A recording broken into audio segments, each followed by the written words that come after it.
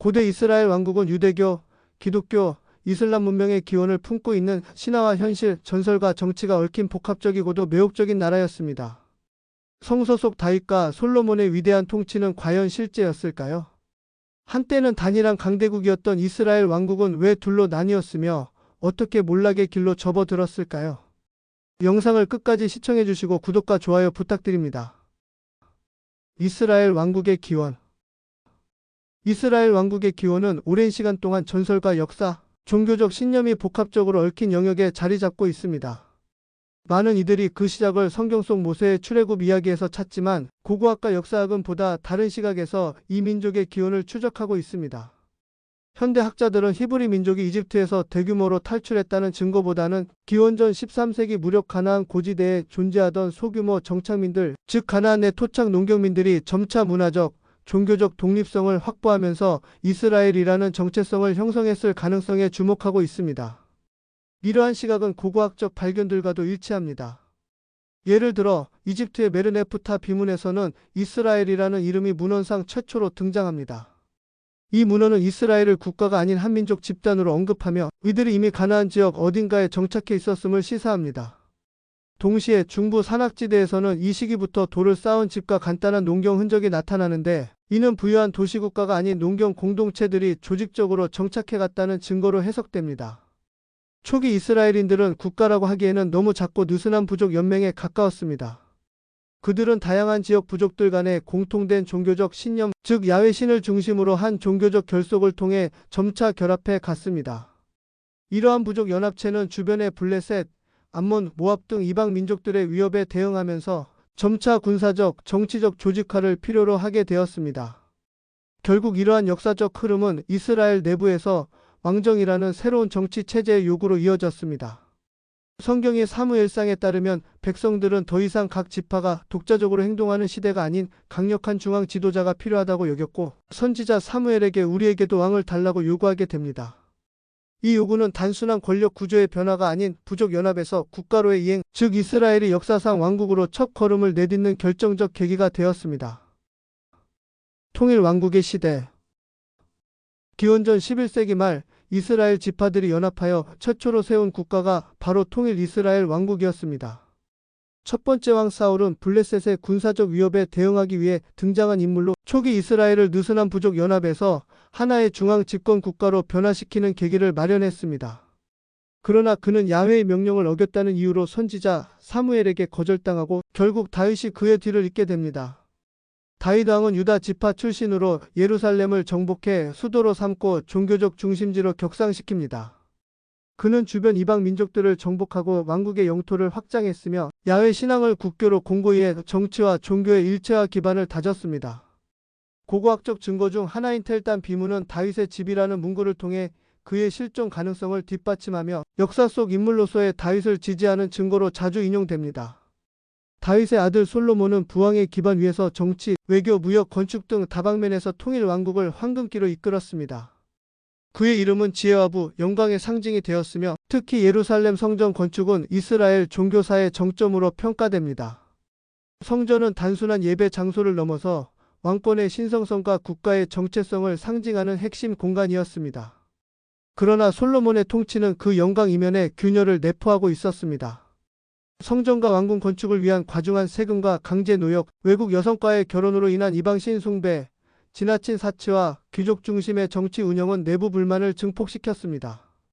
특히 북쪽 10지파 사이에서는 자신들이 정치적으로 소외되고 경제적 부담만 떠안고 있다는 불만이 팽배해졌습니다.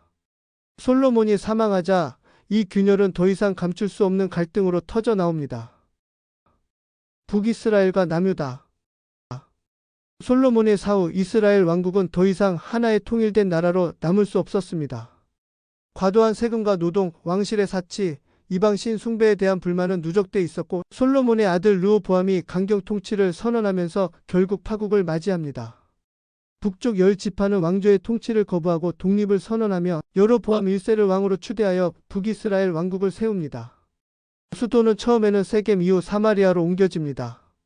남쪽에는 다윗 왕조를 유지한 남유다 왕국이 예루살렘을 중심으로 존속하게 되었고 이렇게 이스라엘은 북이스라엘과 남유다라는 두 개의 왕국으로 분열됩니다. 북이스라엘은 인구와 영토 면에서는 남유다보다 훨씬 크고 부유했지만 정권이 자주 교체되고 왕위 찬탈과 정변이 빈번히 발생하면서 정치적 불안정성을 안고 있었습니다. 반면 남유다는 다윗의 직계 혈통에 기반한 왕조 정통성을 유지하며 비교적 안정적인 체제를 갖추고 있었지만 상대적으로 작은 영토와 자원 제한이라는 한계를 안고 있었습니다. 두 왕국은 서로 협력과 경쟁을 반복했습니다.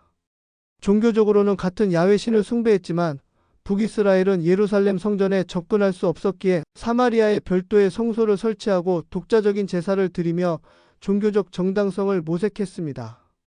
이는 남북 간의 신학적 긴장도 함께 높이는 계기가 되었고 예언자들, 특히 엘리야, 엘리사, 호세야, 아모스 같은 인물들은 이러한 왜곡된 신앙과 정치 부패를 비판하는 역할을 했습니다.